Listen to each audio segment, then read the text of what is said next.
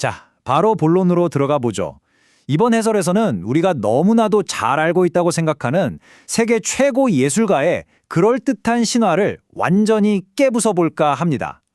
다들 천재 화가로서의 반고흐만 떠올리시잖아요. 하지만 그 화려한 이름 뒤에 숨겨진 진짜 빈센트의 삶은요, 말 그대로 처절한 실패의 이력서 그 자체였습니다. 화면에 이 숫자 75만 파운드 보이시죠? 이게 반고흐가 쓴 단 한 장의 편지에 매겨진 세계 최고 낙찰가입니다. 진짜 엄청나죠? 오늘날 우리가 반고흐라는 이름에 얼마나 열광하는지 완벽하게 보여주는 숫자입니다. 우리는 기꺼이 수십억 원을 지불하면서 그를 찬양하지만 사실 정작 그의 진짜 삶에 대해서는 잘 모르는 경우가 많거든요. 지금도 그의 고향에 가면 수백만 송이의 꽃으로 장식된 화려한 퍼레이드가 열립니다. 하지만 여기서 중요한 포인트는 진짜 빈센트는 오늘날 자신을 위해 열리는 이런 거대한 꽃축제를 정말 끔찍하게 싫어했을 거라는 겁니다. 그의 실제 삶은 이런 향기로운 꽃길과는 거리가 멀었거든요. 오히려 평생을 지독한 가난, 스스로 선택한 굶주림, 그리고 세상에서 철저히 버림받은 아웃사이더로서 살아야 했습니다. 자, 그럼 1장 무너진 미술품 딜러 파트로 넘어가서 그의 청년 시절이 어떻게 꼬이기 시작했는지 살펴보겠습니다. 이 롤러코스터 같은 타임라인을 한번 보세요. 1873년부터 79년 사이의 이력인데 정말 대혼란 그 자체죠. 미술품 딜러로 시작해서 교사, 서점 직원, 선교사까지. 그가 처음 붓을 들기 전까지 직업을 얼마나 빠르고 처참하게 갈아치웠는지 한눈에 보여줍니다. 사실 1873년 런던에서의 첫 해만 해도 그는 연 90파운드라는 꽤 짭짤한 수입을 올리는 잘 나가는 청년 미술상이었습니다. 심지어 영국 신사처럼 보이려고 일부러 실크햇까지 쓰고 다녔다니까요. 그런데 여기서 굉장히 흥미로운 전환점이 생깁니다. 그가 찰스 디킨스의 소설에 완전히 푹 빠져버린 거예요. 디킨스가 묘사한 도시 빈민들에 대한 깊은 연민이 젊은 빈센트의 마음을 온통 뒤흔들어 놓은 거죠. 출퇴근길에 얽힌 일화도 예사롭지 않습니다. 당시 빅토리아 시대 런던에는 부유층이 빈곤 지역을 구경하는 슬러밍이라는 정말 기이한 풍습이 있었거든요.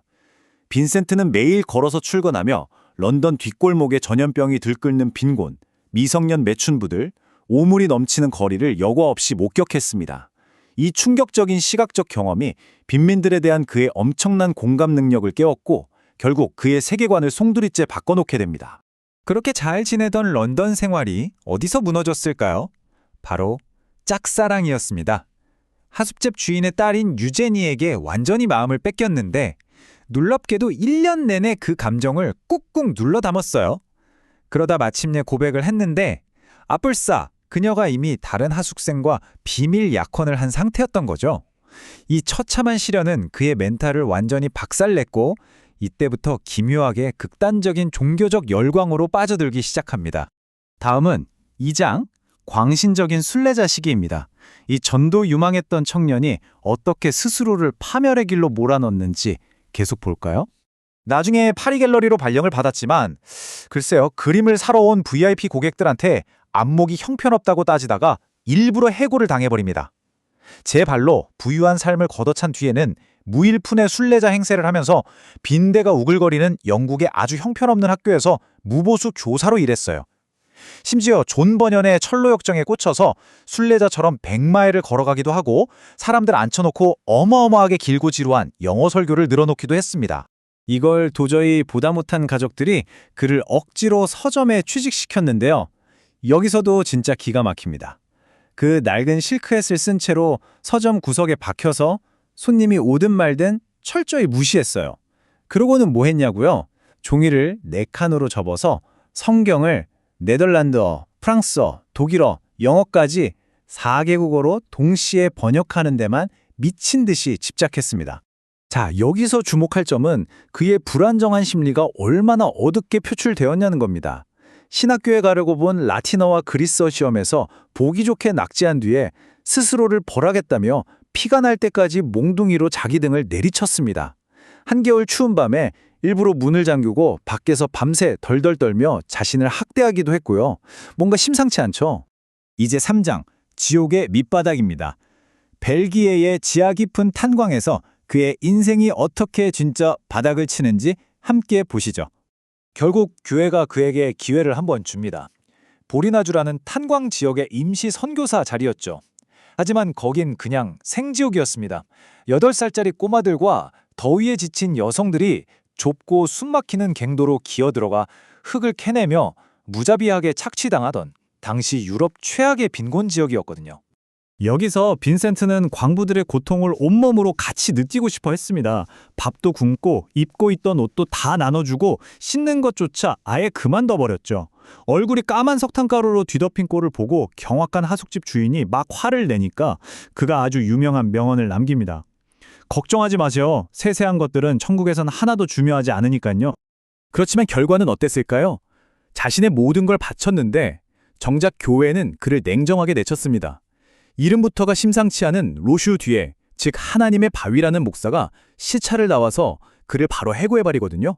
이유가 뭔지 아세요? 너무 더럽고 굶주려서 교회 전도사로서 모범이 안 된다. 나쁜 본보기다. 이거였어요. 믿었던 교회마저 그를 철저히 버리면서 그는 정말 인생의 가장 밑바닥으로 추락하고 맙니다. 자, 드디어 4장. 예술가의 탄생입니다. 이렇게 산산조각 사람이 어떻게 다시 일어나는지 그 극적인 반전을 보겠습니다. 27살, 정말 모든 걸 다 잃어버린 그는 털레털레 걸어서 브뤼셀로 향합니다. 가진 거라곤 보리나주 탄광에서 그렸던 아주 투박하고 서툰 광부대 스케치 몇 장뿐이었죠. 하지만 그걸 본 한 목사의 격려 덕분에 그는 드디어 자신의 진짜 소명은 화가라는 걸 깨닫게 됩니다. 이때부터 동생 티오가 매달 보내주는 100프랑으로 간신히 버티면서 독학용 드로잉 교본을 미친 듯이 베껴 그리며 훈련을 시작하죠.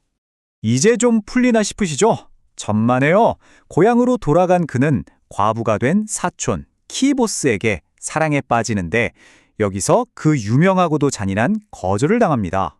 아니요, 안 돼요. 절대 안 됩니다. 이 단호한 세 마디에 그의 가슴은 또 한 번 갈기갈기 찢어집니다. 그리고 여기서 그 특유의 기이하고 절박한 기질이 또 튀어나옵니다. 그녀가 안 만나주니까 그녀의 가족을 찾아가서 활활 타오르는 램프 불꽃 속으로 자기 손을 쑥 집어넣어버린 거예요. 그녀를 만나게 해줄 때까지 절대 손을 빼지 않겠다고 협박하면서요. 결국 이 사건으로 1881년 크리스마스에 가족들과 대판 싸우고 영영 집을 등지게 됩니다. 그렇게 쫓겨나듯 헤이그로 간 그는 시엔이라는 여성을 만납니다. 술을 마시고 욕을 달고 사는 데다가 천연두 자국이 남은 나이 많은 임산부, 직업은 매춘부였습니다. 세상의 기준으로는 눈살을 찌푸릴 만한 사람이었지만 이미 인생의 밑바닥을 뒹굴어본 빈센트는 오히려 그녀의 달고 다른 삶에서 숨막히는 진정성을 발견합니다. 그녀는 고흐의 첫 번째 진정한 모델이 되었고 그녀를 모델로 한 그의 첫 걸작, 슬픔이 세상에 나오게 되죠.